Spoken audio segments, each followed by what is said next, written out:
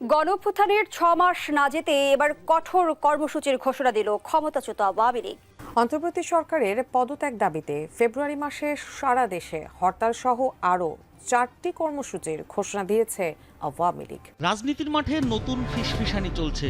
পদত্যাগ করবেন উপদেষ্টা আসিফ মাহমুদ সজীব ভুইয়া, নাহিদ ইসলাম ও মাহফুজ আলম।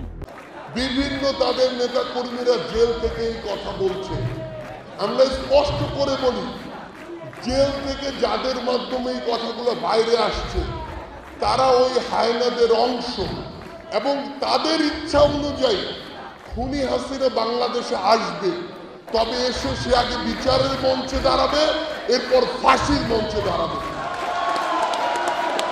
আমরা শুধু ইয়াং জেনারেশনের কাছে একটা কমিটমেন্ট নিয়ে যাই, ওই খুনি হাসিনা এবং তার সন্ত্রাসী আওয়ামী লীগ, যুবলীগ, ছাত্রলীগ যদি আবার রাজপথে নামে, তবে সাময়িক সময়ের জন্য হলেও আমাদের ইয়াং জেনারেশনকে ঐক্যবদ্ধভাবে আবার রাজপথে নামতে হবে। রাজনৈতিক প্রতিযোগিতা, প্রতিদ্বন্দ্বিতা থাকবে, গণতন্ত্রে সেটাই স্বাভাবিক। কিন্তু আমরা একটা ঐতিহাসিক মুহূর্তে আছি, যে ঐতিহাসিক মুহূর্তে আমাদেরকে ন্যূনতম জাতীয় ঐক্যমত্য রক্ষা করতে হবে। আর ছাড় নাই, ভোটের অধিকার ফেরত চায়। আবারও দেশে গুম হয়ে যাওয়া গণতন্ত্র, মানবাধিকার, ভোটের অধিকার আদায়ের চলমান আন্দোলনে বিএনপি রাজপথে রয়েছে।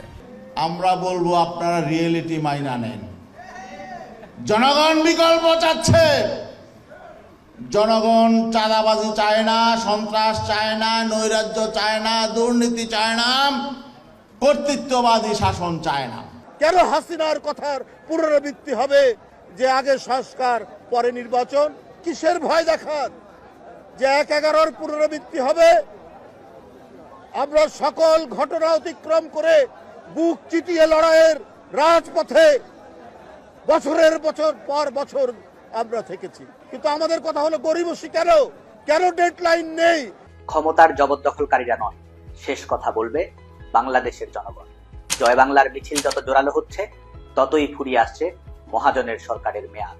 ইতিমধ্যেই গ্রামে গঞ্জে, নগরে বন্দরে, মফস্বলে, মেট্রোপলিটনে সবাই লিখে দিতে শুরু করেছে শেখ হাসিনাতেই আস্থা। গণতন্ত্র, মুক্তিযুদ্ধ, উন্নয়ন, স্থিতিশীলতা, স্বস্তি এবং সমৃদ্ধির জন্য শেখ হাসিনাতেই আস্থা কথাটি পরিণত হয়েছে জনগণের মনের কথায়।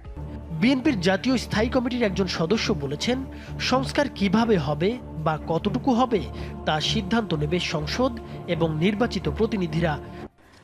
তরুণ প্রজন্মের আকাঙ্ক্ষা অনুযায়ী দেশ গড়তে অন্তর্বর্তী সরকার কাজ করছে বলে জানিয়েছেন প্রধান উপদেষ্টা ডক্টর মোহাম্মদ ইউনূস।